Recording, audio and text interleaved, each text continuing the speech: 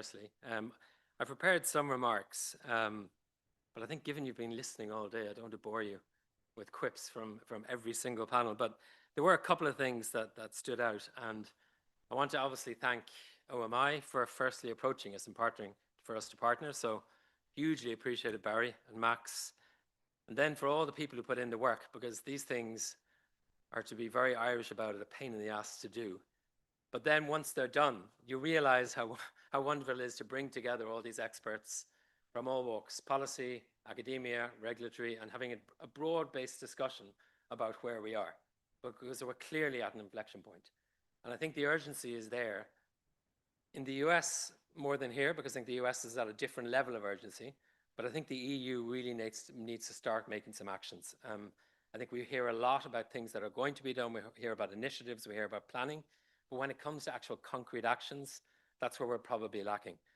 That said, the speech from our Commissioner McGrath was what I thought quite hopeful, and he feels and certainly comes across as very committed to make sure that democracy is safeguarded in as much as he can do as Commissioner at a European level. So what stood out? Johnny Ryan asked the question, is Europe going to be a beacon of democratic resilience or a vassal? A very Johnny Ryan comment. I don't see Johnny in the audience. And Maricha, on the same panel, made a comment on the need to educate citizens on what alternatives exist and for EU institutions to finally move away from their resilience on big tech. I think at this stage, this has to happen. It's a matter, I mean, if the European institutions pull away from their use of certain platforms, will member states follow suit? Not necessarily, but you would hope it would lead to some sort of momentum and give the right sign. So you would think that there are discussions happening within the Commission. What sounds like a very basic move, but to move off X. I mean, all the Commission and the various EU institutions are still in X, for example. What else? Professor Natalie Hellberger said, to approach the information crisis we are in effectively, we need to consider the integrity of the people using Gen AI and how they're using it to reinvent the media and the public sphere. So when she says the people using Gen AI, she's talking about the integrity of the people behind using Gen AI.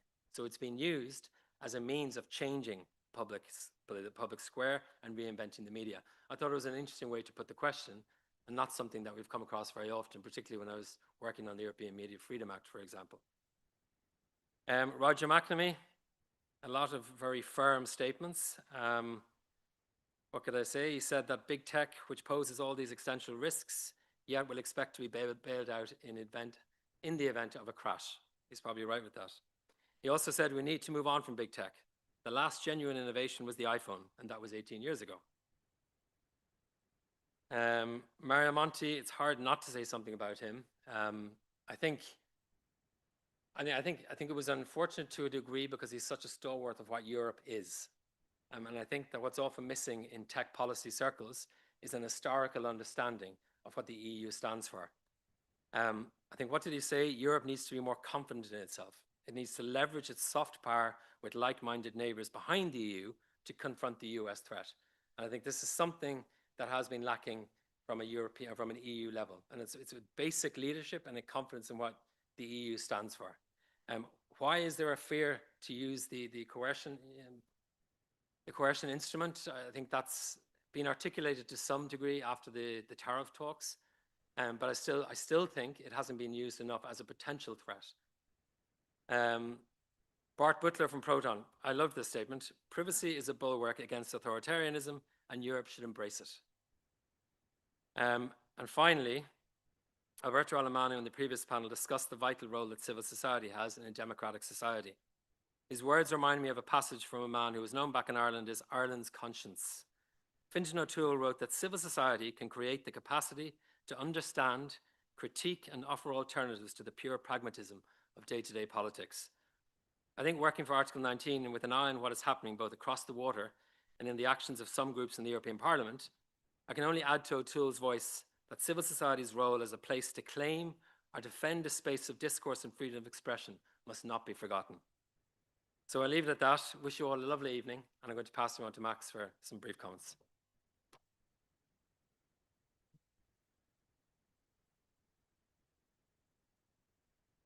Right, I'm conscious I'm the last thing standing between you and drinks, so I will keep it brief. I think this has been a absolutely fantastic day of discussions. I'm feeling, even though we've talked about some very, challenging threats and times that we live in, I'm feeling very energized by the discussions.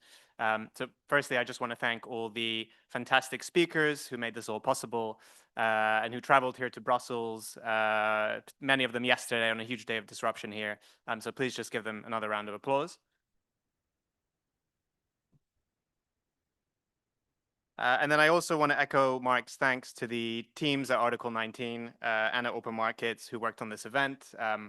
Pulling together an event of this scale and ambition is always a huge lift, particularly for civil society organizations. And in particular, I'd like to shout out on the OMI side, Audrey, Karina, Jack, Claire, and in particular, George and Kat, who just did heroic work behind the scenes to make sure everything ran as smoothly as it did today. And hopefully I didn't forget anyone, otherwise I'll be in trouble. But please give another round of applause. And I think Mark did a great job at summarizing the discussion, but I would just pick out one remark which has really stuck with me and which I think was echoed by a lot of other speakers. And Jonathan Cantor made it earlier in his comments, when he said, when he went into government, there were problems everywhere, right? Concentration everywhere. And it would be easy to kind of just, kind of give up. Where do you start? But he said, the important thing is just to start doing things. There are so many problems to solve, and that's actually something that should kind of encourage us and motivate us to get stuck in. So yeah, I just wanted to reiterate that.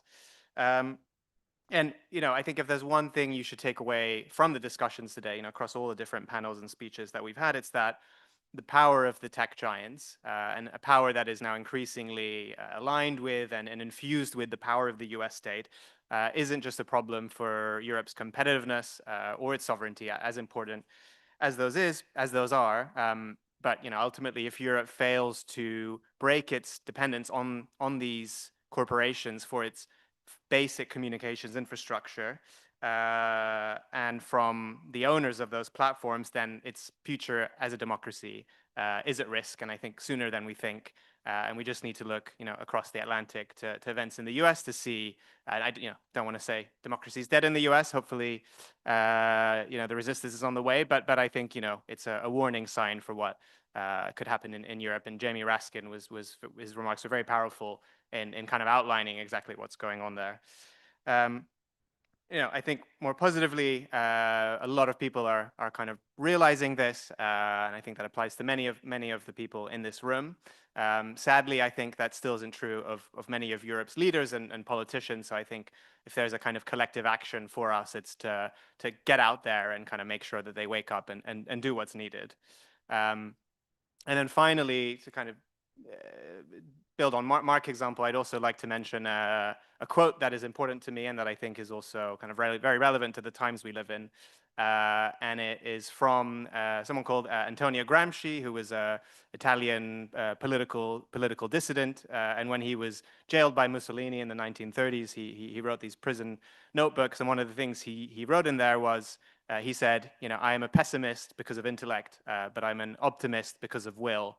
And I think that is, it's relevant to many times and places, but I think it's hugely relevant today, where we have to recognize the dangers that we're facing, which are very grave. We can't hide from those, but that should not lead us to fatalism or pessimism, but it actually should lead us to action and actually motivate us to do more. So I'll end with that, and as Barry said, let's head to the tavern and keep debating. Oh, and sorry, one more thing. Just a reminder that tomorrow we have a second part of the conference in the afternoon with a keynote from Maria Ressa and further discussions. That will be in person in the European Parliament.